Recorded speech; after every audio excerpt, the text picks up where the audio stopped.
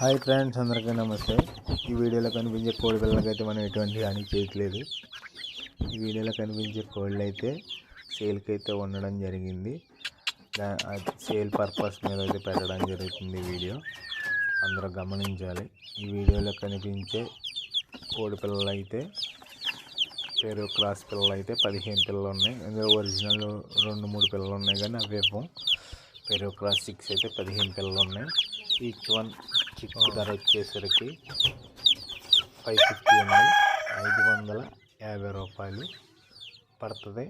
మీరు ఇందులో ఎటువంటి బేరాలు, ఎటువంటి డిస్కౌంట్ అయితే ఉండదో మీరు గమనించాలి.